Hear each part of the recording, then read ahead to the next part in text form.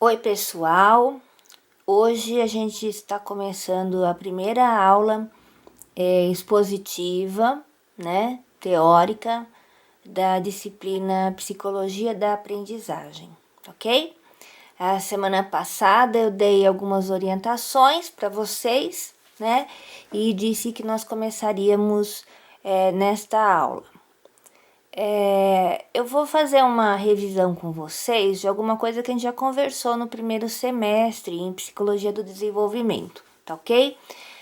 E aí, para a gente poder pegar o fio da meada para nós conversarmos sobre os temas referentes a esse semestre.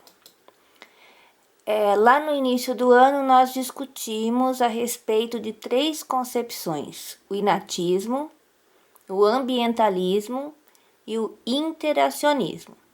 E aí nós fizemos, né, debate lá quando a gente assistiu ao vídeo do Garoto Selvagem, vocês fizeram trabalho falando do inatismo e do ambientalismo. E nós comentamos que no segundo semestre, então, em Psicologia da Aprendizagem, nós estaríamos realmente estudando o que seria o interacionismo, seus principais teóricos, suas principais ideias. Então, esse é o momento. Então, o interacionismo seria uma teoria que terminaria, né, com esse embate entre o inatismo e o ambientalismo, que já vinha sido prolongado por séculos, né? Se a gente for lembrar, desde a época lá da Grécia Antiga, a gente já via esse embate teórico entre o inatismo e o ambientalismo, ok? Então, vão construindo essa ideia, né? Inatismo, ambientalismo, uma nova teoria que surgiu em torno de 100 anos atrás, né? Que vem para encerrar, né? Essa dicotomia, né? Essa briga entre inatistas e ambientalistas. Então, para lembrar, né, que o inatista ele pensa que o desenvolvimento humano está ligado ao quê? A fatores biológicos, herdados, né, pela raça humana, e fatores genéticos herdados pelos pais. Então, para eles, a influência do meio não é relevante. É aquela coisa de você já nasce inato, inatista inato, né? Você já nasce carregando alguma bagagem e que você vai, durante sua vida, simplesmente colocar essa bagagem em ação, ok? O ambientalista já é diferente, ele sustenta que o conhecimento está na realidade exterior e é absorvido por nossos sentidos. O professor é quem detém o saber, o aprendizado é obtido por meio de cópia, seguido de memorização. Então, assim, é aquela a ideia de que o ser humano nasce em branco, papel em branco, né? A chamada tábula rasa. Você não tem nada registrado, são seus órgãos do sentido que vão captar as informações, né, de alguém que saiba mais, que possa te passar isso, e aí você vai aprendendo. Mas você não traria nada de bagagem, você está zerado e aquilo então é ocupado ao longo da vida. Essas duas ideias, né, bem distintas, foram a tônica da educação durante séculos e séculos, tá ok?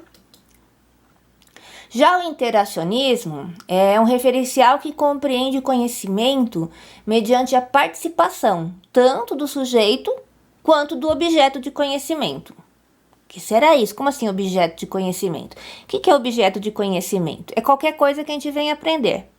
Se eu conhecer um conteúdo de matemática, aquilo é meu objeto de conhecimento. Que se eu for conhecer uma pessoa, essa pessoa é meu objeto de conhecimento. Qualquer coisa que eu venha a conhecer, tá?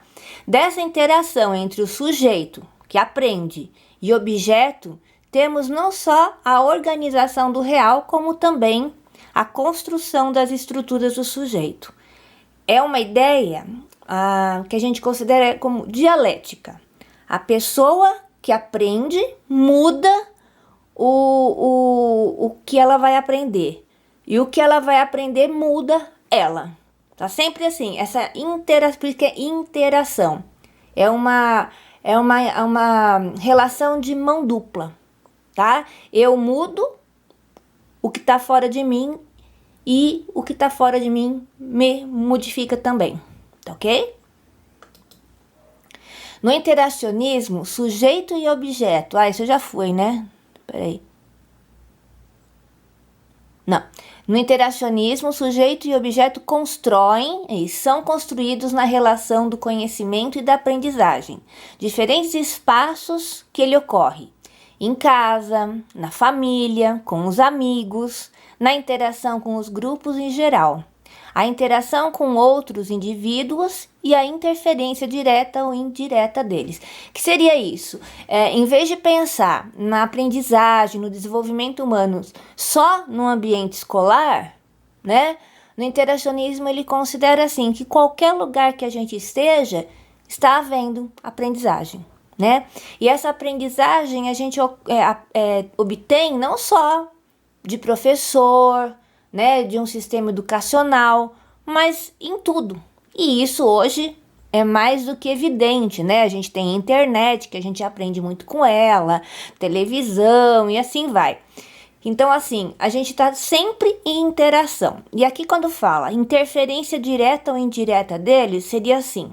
Eu posso estar, sim, numa relação professor e aluno, o aluno aprendendo com o professor e o professor aprendendo com ele. Ótimo, né? É uma via de mão dupla, isso ocorre. E a indireta, né? É porque essa professora-aluno seria direta, eu tô junto com o aluno junto comigo. Mas, por exemplo, a gente vai estudar Vygotsky. Vygotsky não tá junto com a gente, já morreu faz muito tempo. Mas a gente tem uma influência indireta dele. Por quê? Porque a gente vai ler livros dele, a gente vai ver filmes que falam a respeito do que ele disse.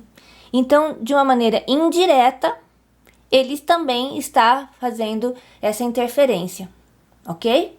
Então, por exemplo, quando você assiste uma receita da Ana Maria Braga, Ana Maria Braga não está te vendo, ela não está tendo uma relação direta com você, mas indiretamente você está, né?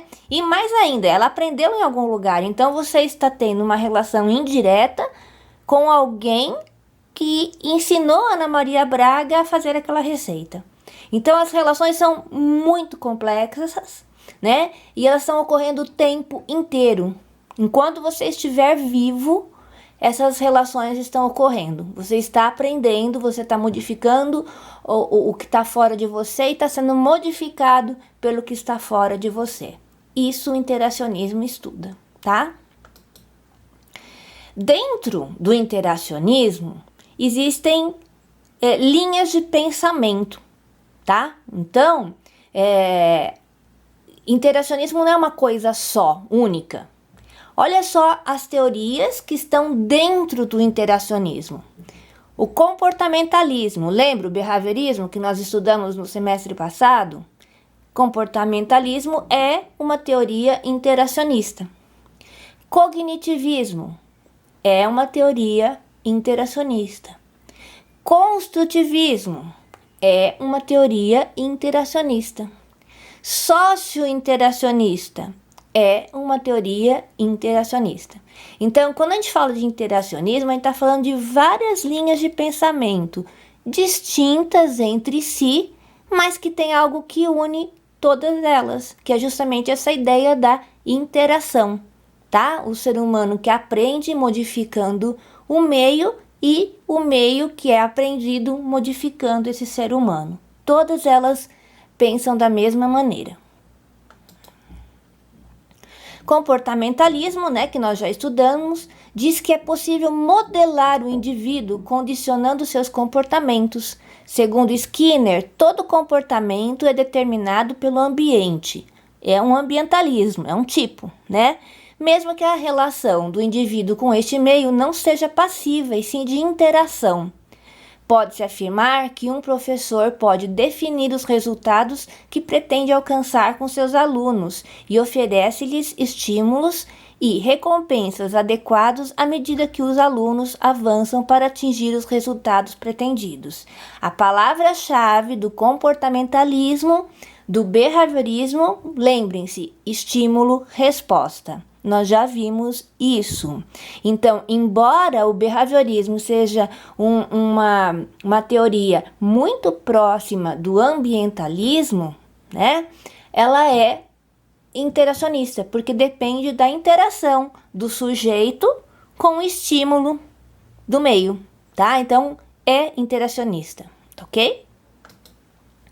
Principais autores do behaviorismo nós já estudamos, o Pavlov, o Skinner, o Watson e tem um outro, o Bandura. Bandura é um senhorzinho, tá vivo, ele é canadense, né? Se der tempo, a gente dá uma estudada no que o Bandura disse ainda esse semestre. Eu espero que dê tempo, tá ok? Muito importante, né? Embora aqui no Brasil ele não seja tão estudado, mas ele é muito importante. A gente conversa mais sobre ele mais pra frente, tá bom?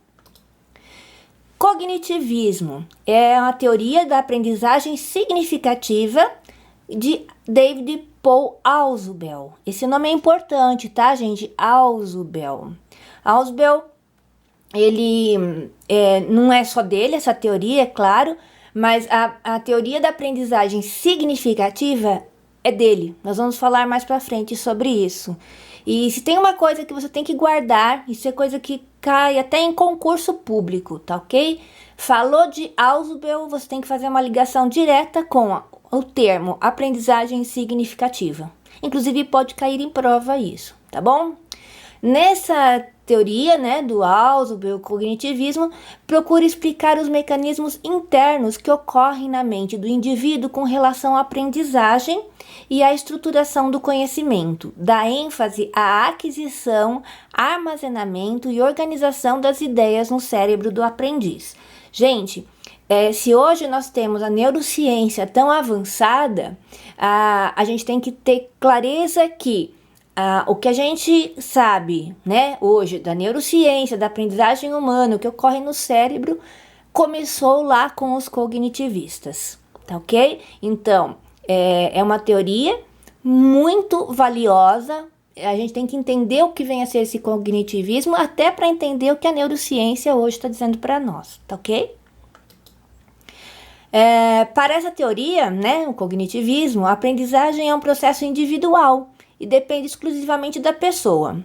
Para a aprendizagem, não são consideradas diferenças sociais, biológicas, físicas, de oportunidades econômicas, etc. Se o aluno não aprendeu é porque ele não quis, pois o professor se esforçou. É um pouco chocante ouvir isso, não é? Mas, pela lógica cognitivista, por um lado, é bastante otimista, ou seja, todos somos capazes de aprender.